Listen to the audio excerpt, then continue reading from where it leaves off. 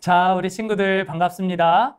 오늘은 우리가 십계명을 왜 지켜야 하는가에 대해서 생각해 본다고 했어요.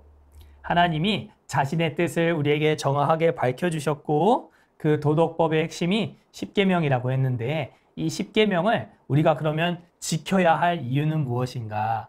우리가 지금까지 생각해 본 내용들을 좀 정리해 보는 시간 되면 좋을 것 같아요. 소요리 문답 44번째 문답을 함께 읽어보겠습니다. 십계명의 머리말이 우리에게 가르치는 것은 무엇입니까? 십계명의 머리말이 우리에게 가르쳐 주는 것은 하나님이 주님이요 우리 하나님이시며 구속자이시기 때문에 우리는 하나님의 모든 계명을 반드시 지켜야 한다는 것입니다. 여러분, 머리말이라고 되어 있어요.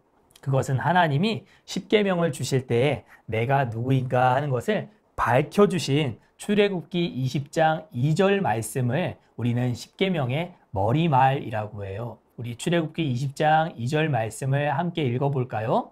나는 너를 애굽 땅 종 되었던 집에서 인도하여 낸 내 하나님 여호와니라.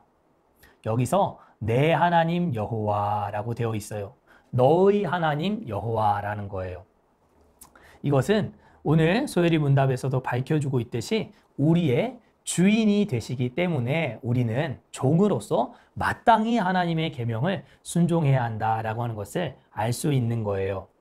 종은 주인이 지시하는 대로, 시키는 대로, 명령하는 대로 행하는 사람을 말하는 거예요. 그리고 그 명령에 행했을 때, 그 지시에 응했을 때 주시는 주인의 싹스로 우리가 먹고 살아가는 것이죠.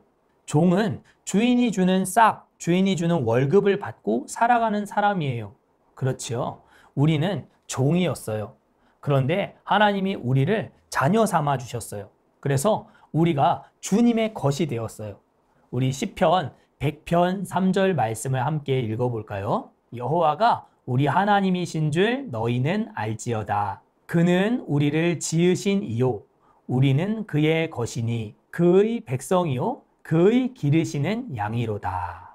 여호와는 우리를 만드신 지으신 분이시고 우리는 그의 것이고 그의 기르시는 양 백성이다 라고 성경이 우리에게 가르쳐주고 있어요. 하나님의 것, 하나님의 소유가 됐다라고 하는 것이죠. 그래서 우리는 하나님의 것이기 때문에 하나님의 말을 들어야 하는 거예요. 하나님이 우리를 만드셨기 때문에 우리의 필요를 하나님이 가장 잘 알고 계세요.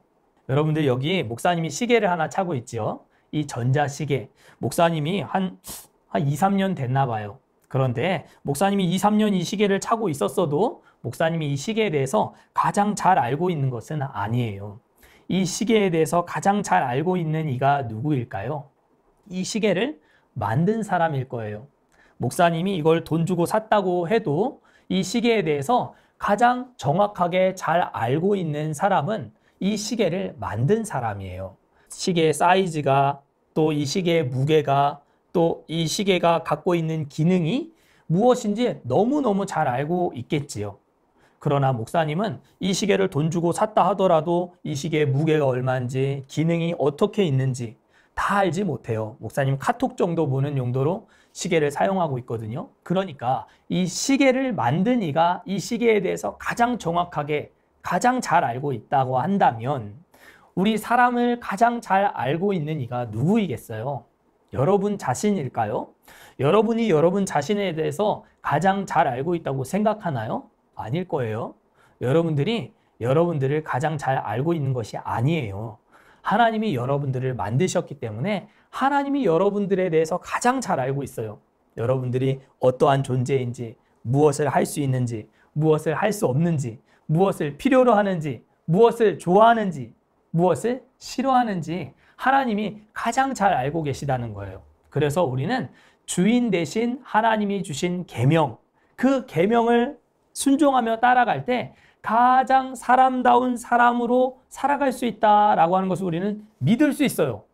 두 번째, 우리가 하나님의 계명을 순종해야 할 이유는 머릿말에서도 밝혀주고 있듯이 애굽 땅 종 되었던 너희를 구원하여 건지신, 살려내신 내 하나님 여호와이시기 때문이에요. 우리를 구속하셨어요. 우리가 구속에 대해서는 이미 앞선 문답들을 통해서 잘 배웠지요. 우리는 애굽이라고 하는 세상에 속한 사람들이었어요.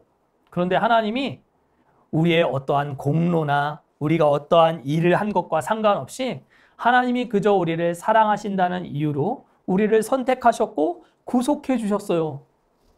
그래서 우리는 두 번째 인생을 살아가는 거예요. 기독교에서는 아주 유명한 말이 있어요. 한 번 태어난 사람은 한 번 죽지만, 한 번 태어난 사람은 한 번 죽지만, 이것은 너무 당연한 것이죠. 그런데 두 번째 태어난 사람은 영원히 죽지 않는다라는 말이 있어요.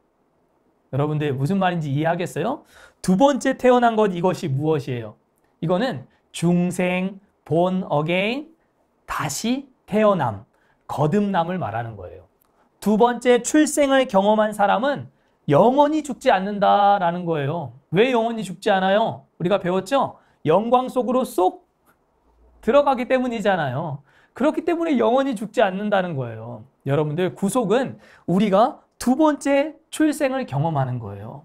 두 번째 태어나는 거예요. 이 두 번째 태어나는 것을 통해서 우리는 영원히 죽지 않게 되는데, 이러한 은혜를 베풀어 주신 구속자, 우리의 하나님, 그분이 주신 계명, 그것을 우리가 기쁨으로 지켜 나아갈 수 있다는 것이죠.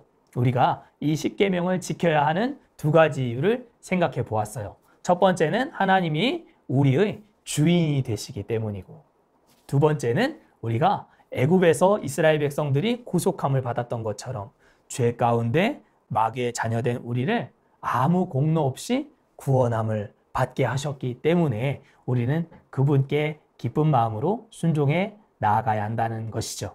자, 오늘 요리는 여기까지. 자, 우리 내일 이 시간에 다시 만날게요. 안녕!